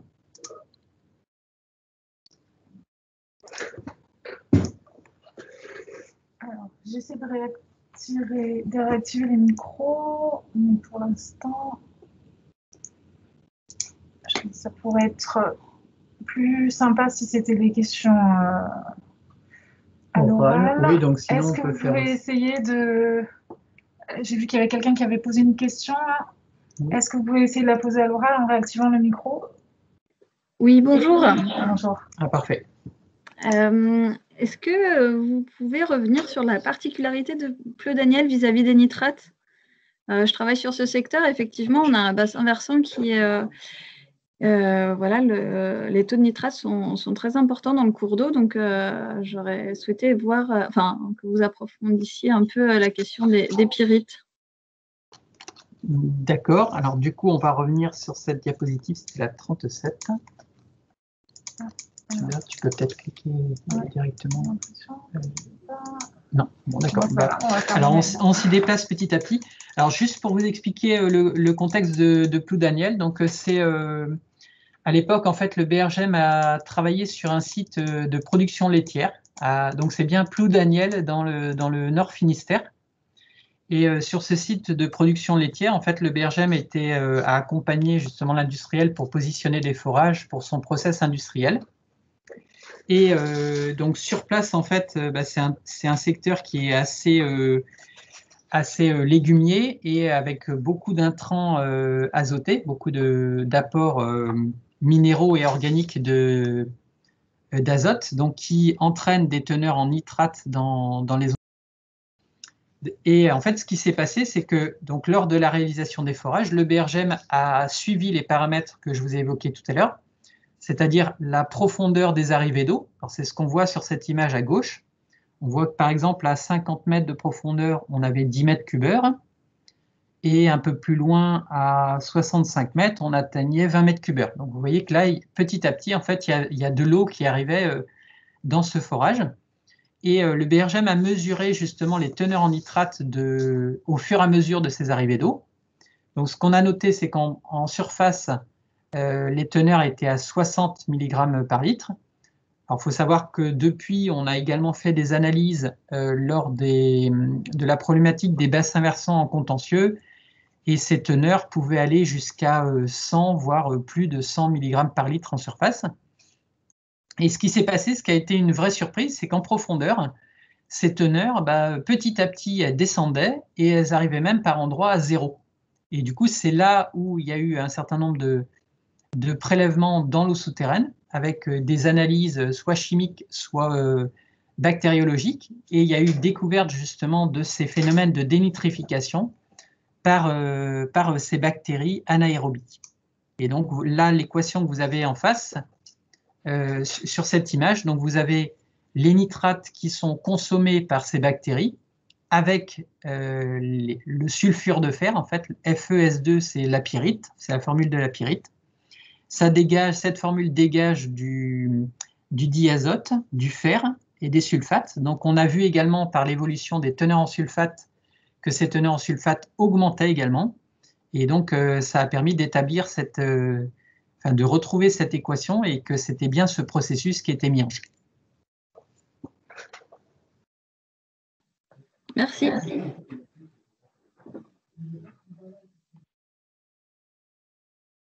Est-ce que vous avez d'autres questions avant qu'on passe à cette partie sur la composition chimique des eaux souterraines? Oui, Bruno, tu m'entends? Oui, c'est bon. Oui, bonjour, c'est Jérôme Vassal sur les Lornes. Bonjour Jérôme.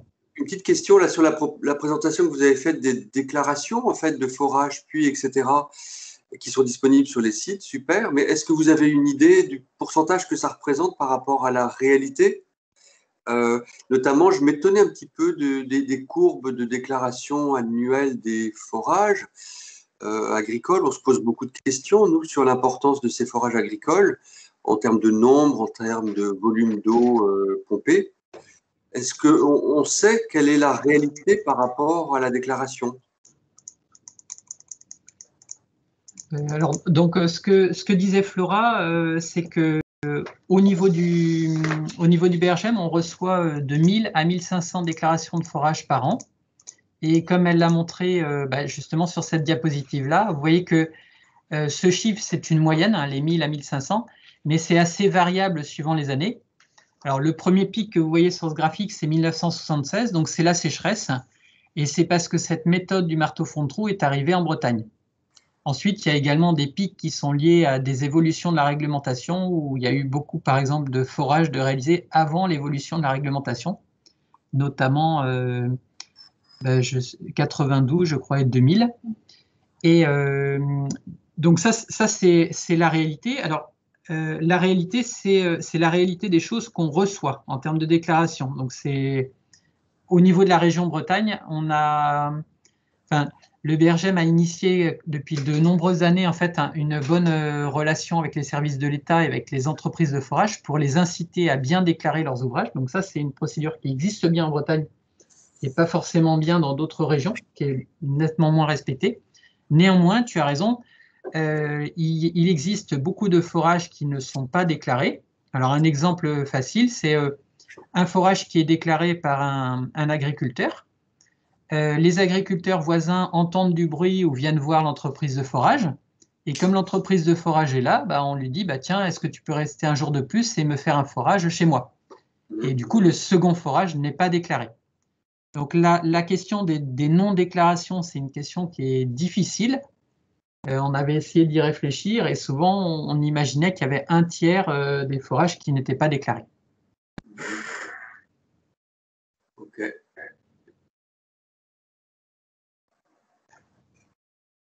Alors, juste pour les questions, donc je vous rappelle juste ce qu'on a mis, c'est que dans le forum de discussion, vous pouvez poser vos questions en direct et on essaye d'y répondre quand l'un ou l'autre ne parle pas, entre moi et Flora. Et donc là, ce moment de questions, n'hésitez pas à prendre la parole. Sinon, on pourra revenir en toute fin de séance sur d'autres questions. Est-ce qu'il y a d'autres questions ?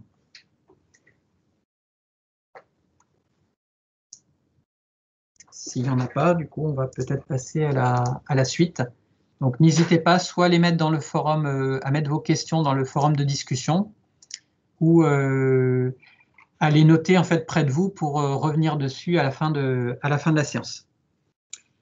Alors, je vais donc passer à la partie composition chimique des eaux souterraines. Alors, cette partie composition chimique des eaux souterraines, il va y avoir différentes étapes. En fait, on va essayer de vous expliquer comment les eaux souterraines acquièrent leur composition chimique. Qu'est-ce qu'on trouve comme particularité en Bretagne? Je referai un petit topo sur la dénitrification. Je vous parlerai d'autres éléments. On peut peut-être revenir sur l'espace Teams, c'était plus facile. Voilà, sur ça, en fait. Puis là, on part tellement. Ouais. On est en train de repartager la présentation. Hein. Excusez-nous, on va prendre quelques secondes pour être sûr. Ça revient au début. Ça revient au début. Donc, du coup, on va se recaler sur tout ça. Donc, je vous parlais de particularités aussi vis-à-vis de la chimie des eaux souterraines. Donc, j'en parlerai par rapport à la problématique du biseau salé quand on recherche un aquifère à proximité de la côte. et également sur les aspects transfert de polluants, parce que malheureusement, nos eaux souterraines ne sont pas parfaitement pures ou naturelles partout. Et Flora reviendra sur, enfin vous expliquera qu'est-ce qu'on peut aller chercher sur le site internet HADES comme accès aux données sur les eaux souterraines, qui est un site très utile pour avoir des informations disponibles sur cette chimie. Voilà, bah, du coup, je suis revenu justement sur cette diapositive de titre. Alors, sur la diapositive suivante, j'espère que ça bascule. Alors, du coup, je revérifie. Voilà, c'est bon. Oui, ça a l'air de bien défiler, c'est bon. Alors, du coup, cette première diapositive, c'était concernant l'acquisition de la chimie des eaux. Alors, la chimie des eaux, Flora a dû vous l'expliquer, en fait, les aquifères ou les nappes phréatiques sont alimentés par les précipitations, donc par la pluie, et notamment par la partie de la pluie qui n'est pas évaporée ou transpirée par les plantes. Donc c'est ce qu'on appelle, nous, la pluie efficace. Cette pluie efficace se répartit en ruissellement, alors ça c'est de l'eau perdue pour les nappes, mais également en infiltration. Donc cette infiltration va venir amener de l'eau en contact avec la roche, et notamment avec les minéraux de la roche, et il va y avoir tout un tas de processus de dissolution, précipitation, absorption, désorption. Donc souvent, ce qui se passe en Bretagne, c'est que cet échange avec la roche, elle est plus ou moins longue, elle dépend justement de ce temps de circulation de l'eau dans le sous-sol, et elle ressort assez rapidement dans les rivières. Néanmoins, dans d'autres régions de France, vous voyez qu'elle peut circuler sur le petit schéma du bas vers la partie qui est plutôt en rouge, remonter beaucoup plus tard, après une centaine d'années, ou alors remonter aussi par des failles. Alors c'est l'image que vous avez en rouge, et ça peut développer notamment des eaux chaudes ou des eaux thermales telles qu'elles existent dans le sud de la France. Et là, du coup, il y a une minéralisation qui est beaucoup plus importante. Alors, quand on parle de minéralisation de l'eau, on évoque plusieurs choses. On évoque d'abord les paramètres majeurs, les anions, les cations et également la silice. Alors, la silice est un paramètre assez intéressant parce qu'il est assez dépendant justement de la roche qu'on a traversée, un granit, un schiste ou une alluvion ou un sable. On va avoir des teneurs différentes. Ensuite, dans les anions, c'est des éléments dont vous avez peut-être plus connaissance, les carbonates, le chlore, les sulfates, les nitrates. Les cations, donc, vous avez aussi quelques exemples d'éléments. Alors ensuite, ce qu'on recherche également, c'est les éléments mineurs, traces. Donc, on va retrouver le fer et ses composants de fer 2+, ou fer 3+, et après plutôt des parties métalliques. Ensuite, on peut analyser également le gaz présent dans la solution. J'y reviendrai notamment sur la partie datation d'âge de l'eau. Alors, quels sont quand on caractérise une eau, on parle de différents paramètres. On parle parfois de paramètres physico-chimiques. Alors, les paramètres physiques, c'est plutôt ce qu'on mesure sur le terrain, la température, la conductivité. Parfois, on peut mesurer le pH aussi. Vous avez également d'autres paramètres qui sont plus mesurés en laboratoire sur la dureté de l'eau, pour savoir si l'eau contient beaucoup d'ions calcium ou magnésium. L'alcalinité, pour savoir s'il y a des alcalins, donc les ions bicarbonate, carbonate, phosphate, silicate. On regarde également la corrosité ou l'agressivité de l'eau, donc sa capacité en fait à entraîner la corrosion des métaux. Alors sur la Bretagne, comment évoluent justement ces différentes caractéristiques? Alors premièrement, on a une très bonne qualité bactériologique, c'est-à-dire qu'il n'y a pas de bactéries à partir du moment où le forage a bien été réalisé.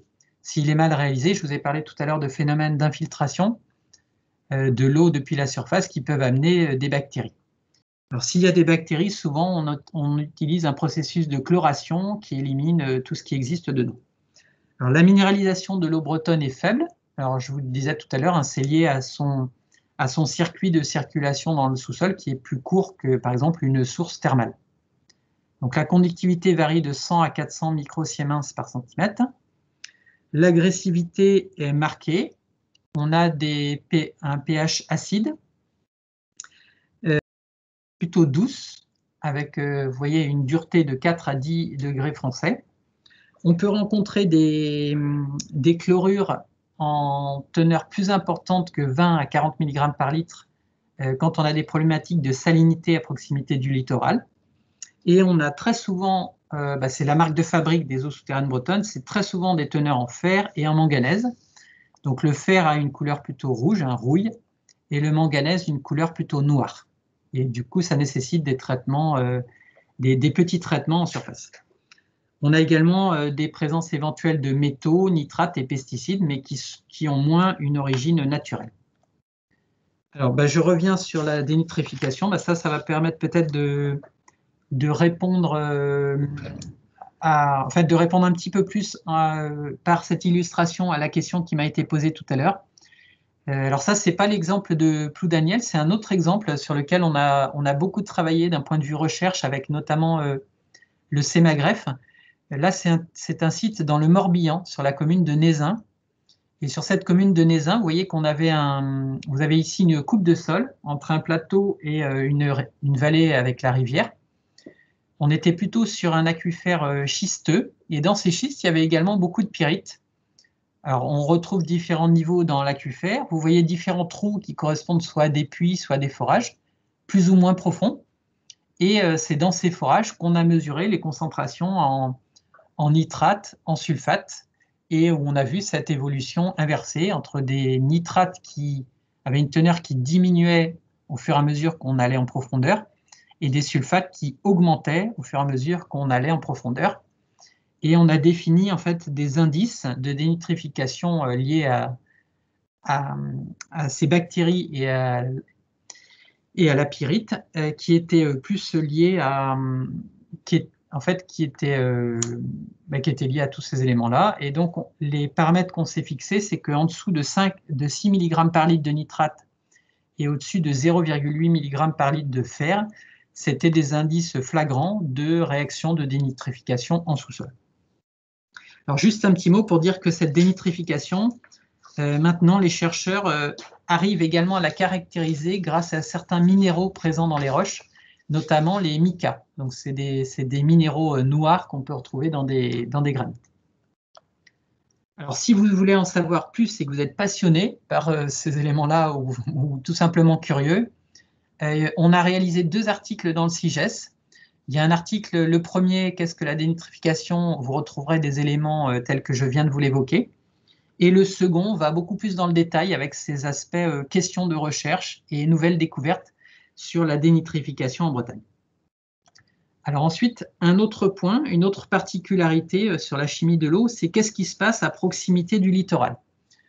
Alors sur cette image, vous avez une coupe aussi du sous-sol, avec ce qui se passe sur un plateau à droite et ce qui se passe au niveau de la mer à gauche.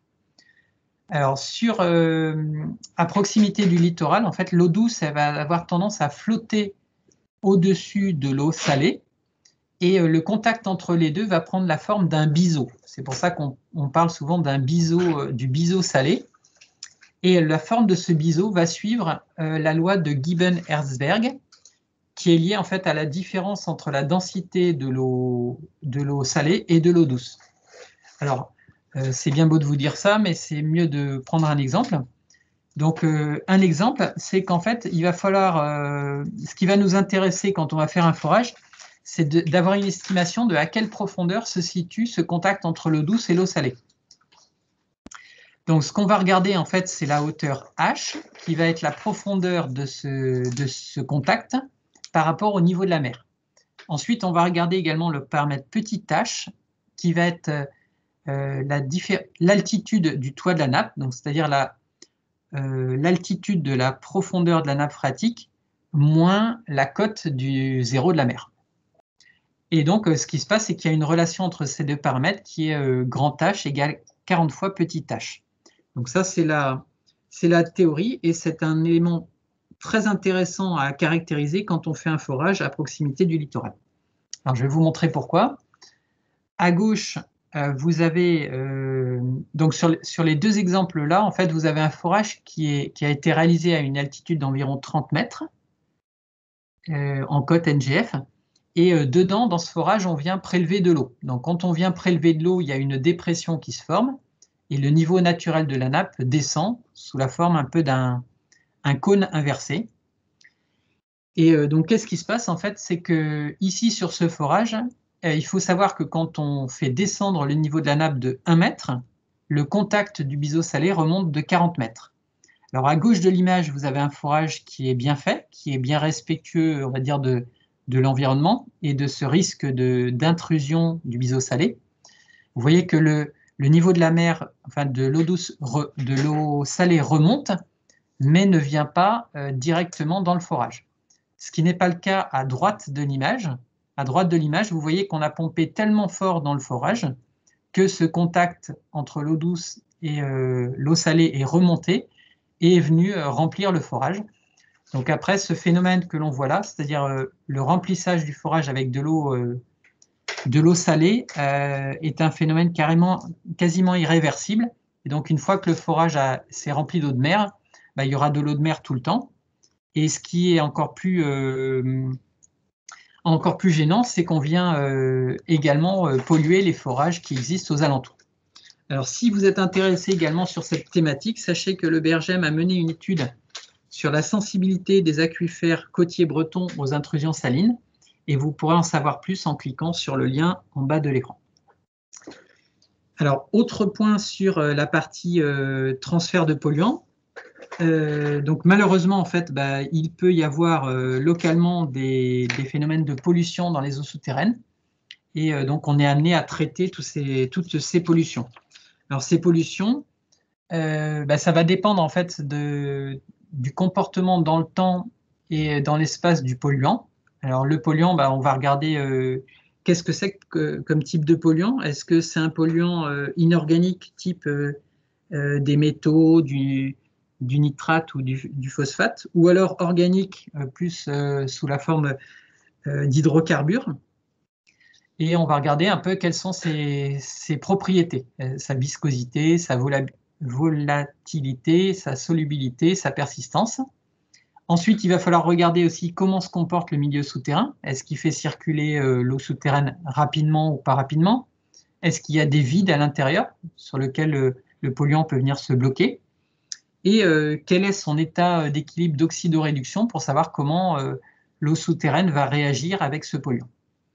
Donc du coup, ça fait intervenir un certain nombre de processus, donc, comme par exemple la convection, le déplacement de l'eau, la dispersion, c'est-à-dire savoir comment ça se répartit à l'horizontale et à la verticale, comment se fait la dilution, c'est-à-dire si le polluant est présent, est-ce que la pluie va venir le diluer, et la diffusion, comment il vient se mélanger à l'eau. Donc après, il y a différentes techniques pour venir éliminer le polluant. Alors ensuite, sur cette diapositive, vous retrouvez quelques polluants que j'ai évoqués. Et donc, on va identifier 4 comportements différents de polluants. Alors premièrement, ceux qui sont peu ou pas mobiles dans les sols. Donc on a donné des exemples ici de pesticides ou d'hydrocarbures.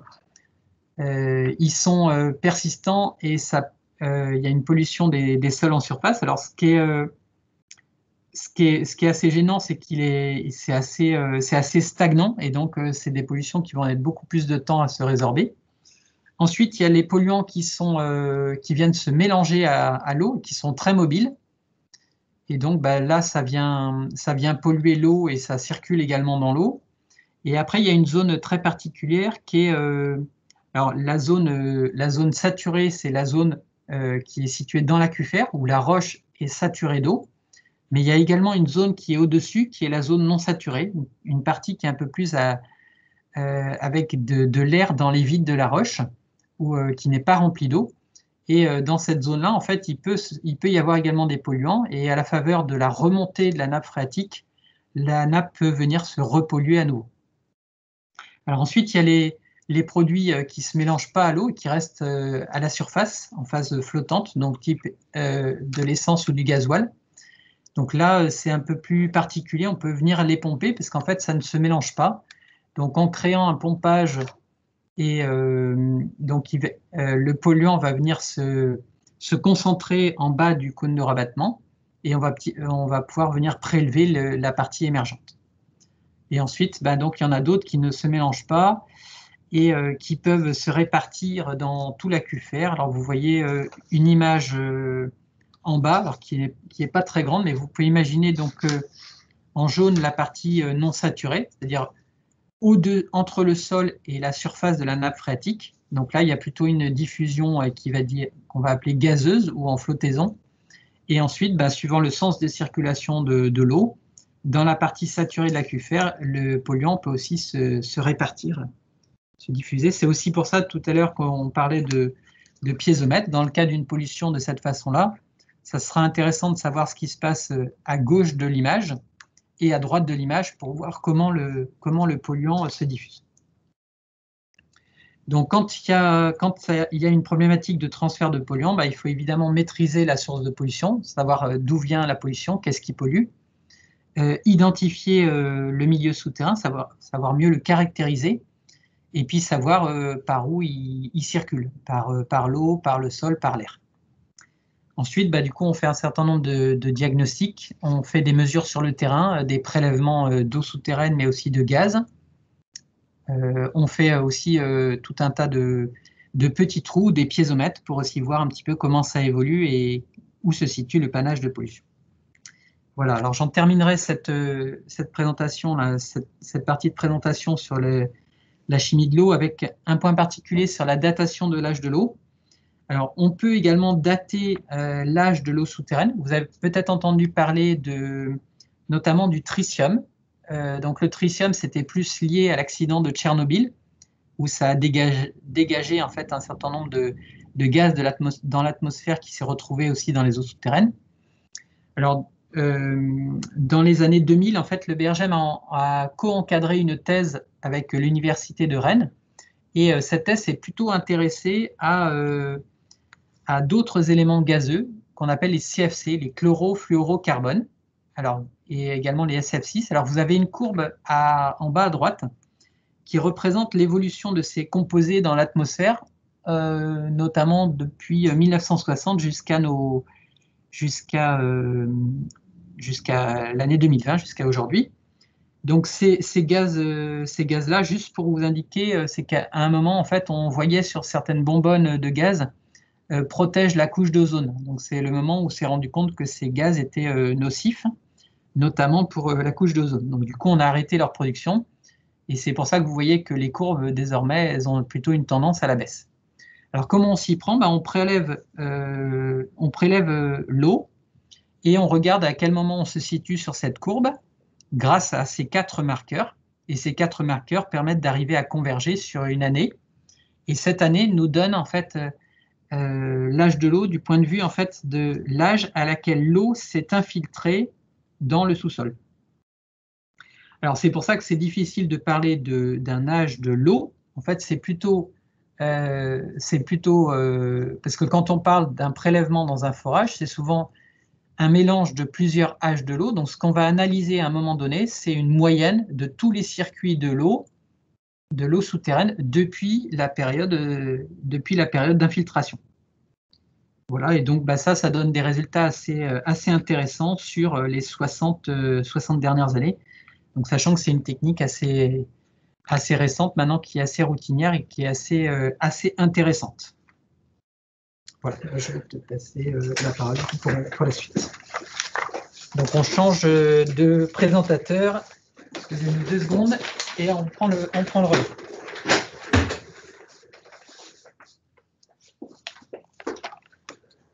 Alors, pour terminer sur cette partie sur la composition chimique des eaux souterraines, je vais vous présenter le site internet ADES, Accès aux données sur les eaux souterraines, qui est un site national qui vous permet d'accéder aux données à la fois sur la qualité des eaux souterraines, donc c'est surtout ce dont je vais vous parler aujourd'hui, sur des points qu'on appelle qualitomètres, mais qui permet aussi d'accéder à des données sur la quantité, mais plus précisément le niveau des nappes, sur des piézomètres. Et ça, je le détaillerai vendredi à la fin de la présentation du réseau piézométrique.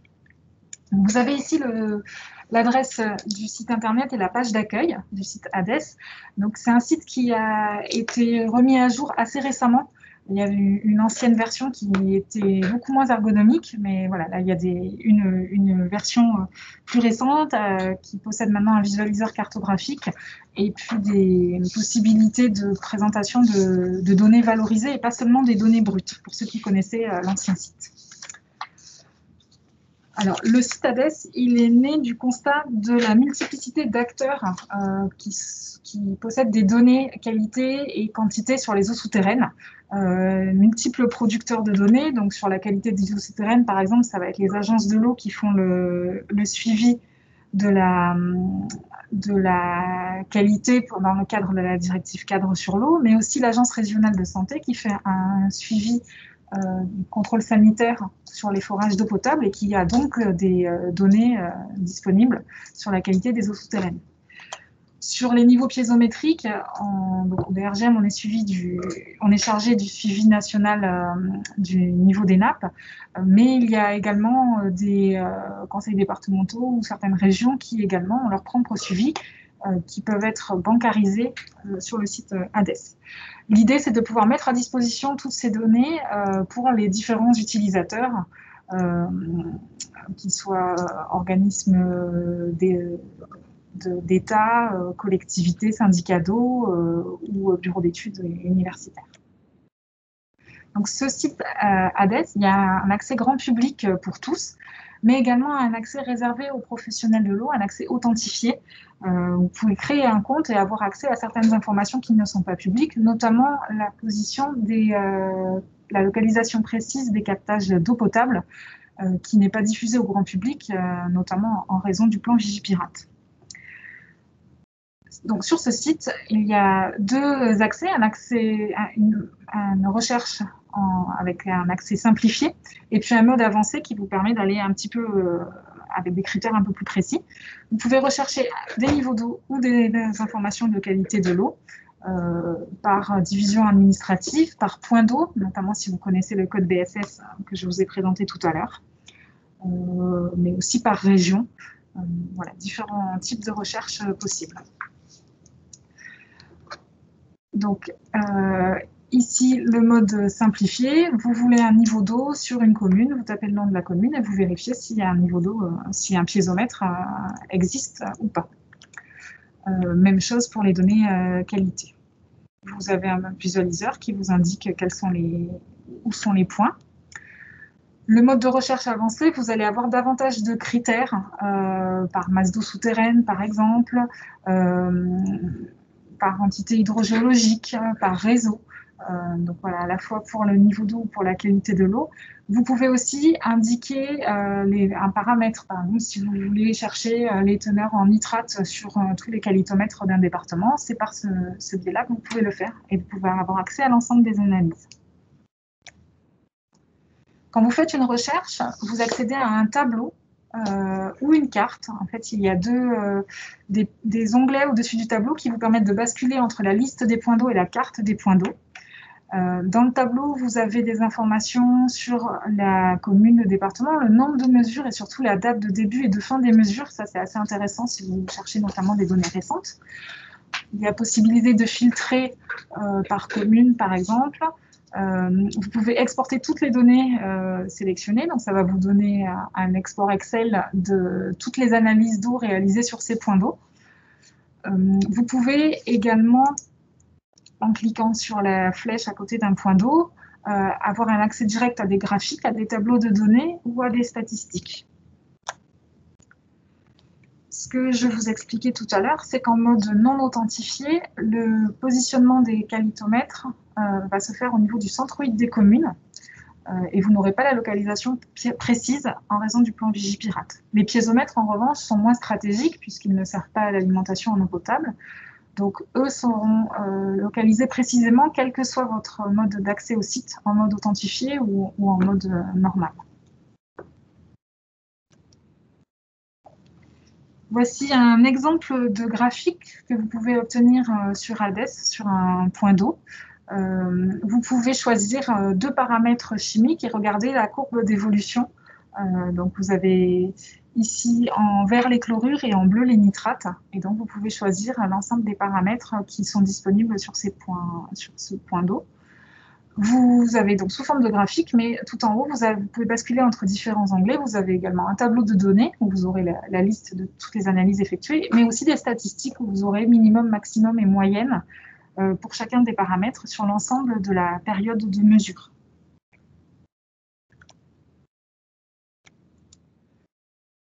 Alors, si vous avez besoin de télécharger des données dans HADES et pour les exploiter après dans le cadre d'une étude, selon la taille du fichier demandé, il y aura plusieurs exports. Ça sera soit un téléchargement direct du fichier zip, soit vous rentrez votre adresse mail et vous recevrez un mail qui vous indiquera comment récupérer l'export. Soit si vous demandez l'export de toutes les analyses qualité sur toute la Bretagne, ça va être beaucoup trop lourd. Donc là, il faudra contacter la cellule HADES qui s'occupe de gérer ce site internet. Donc, c'est des collègues au BRGM à Orléans qui pourront faire un export spécifique. Ici, je vous ai mis la procédure d'ouverture de l'export sous Excel, parce que en fait, c'est pas vraiment intuitif, puisque dans HADES, les différentes colonnes qui sont disponibles dans un export sont séparées par un caractère spécial. C'est une barre verticale que vous voyez ici sur l'exemple tiré d'Excel. C'est le symbole qu'on trouve sur la touche 6 du clavier et par laquelle on accède en tapant Alt-GR 6. Donc, si on ne le sait pas, on n'arrive pas à avoir un beau tableau Excel avec un export. Donc, voilà, je vous le rappelle ici, si jamais un jour vous avez à faire un export HADES et que vous avez un souci, vous aurez ici le mode d'emploi.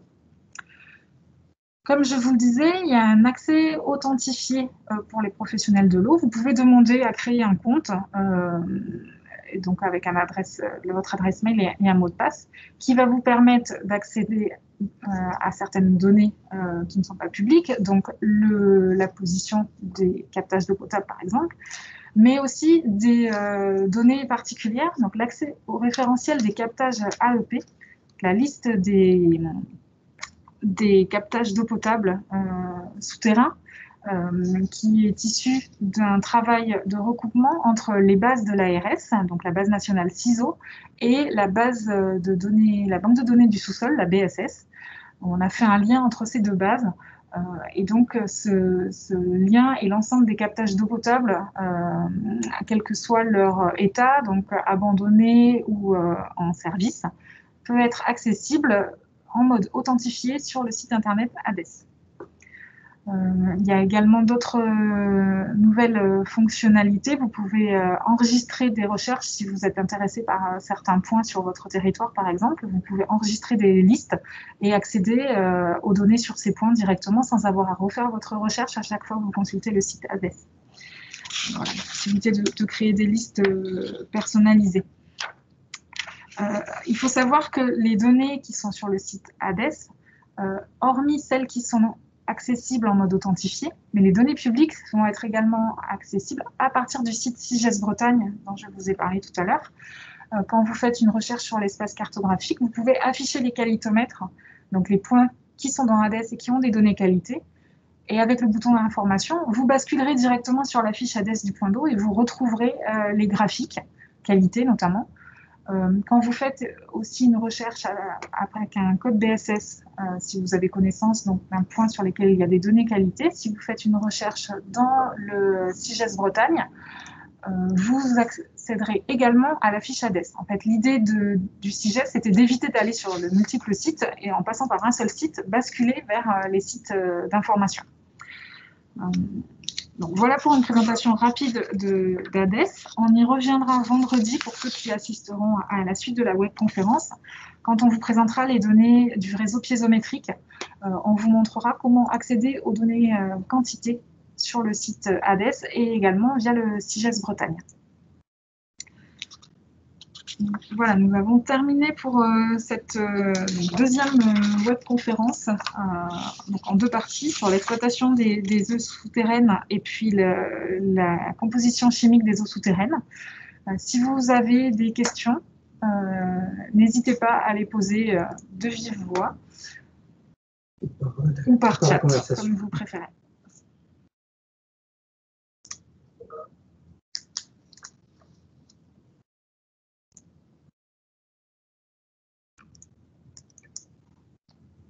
questions pour l'instant. C'était très clair, apparemment. Ou pas. Ou pas.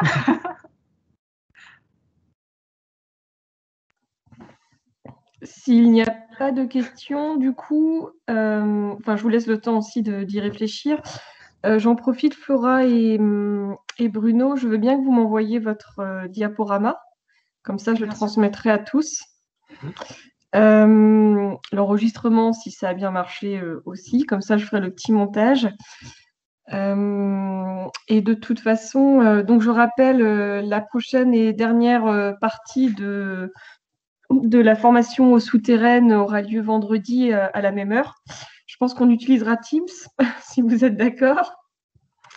Je suis désolée pour le petit souci de tout à l'heure. Et s'il y a d'autres questions qui viennent à ce moment-là, n'hésitez pas à les poser même après. On pourra peut-être y répondre vendredi si vraiment il y a besoin. Tout à fait. Moi, je peux juste rajouter quelque chose. C'est Renaud qui parle. C'est que là, évidemment, on vous a fait cette présentation. Alors, on s'excuse à nouveau, hein, mais malheureusement, notre employeur ne nous a pas permis de nous déplacer jusqu'à un lieu de rencontre, ce qu'on aurait évidemment souhaité beaucoup plus vivement. Ça aurait facilité les interactions. Mais donc, ce qu'il faut savoir, c'est qu'on est à votre disposition si vous avez des questions, à part... on vous mettra nos mails également par mail ou par téléphone si vous avez, si vous vous replongez dans cette présentation et que vous avez d'autres questions qui vous viennent, ou si vous avez besoin de naviguer sur les sites internet qu'on a évoqués. On sera bien évidemment à votre disposition.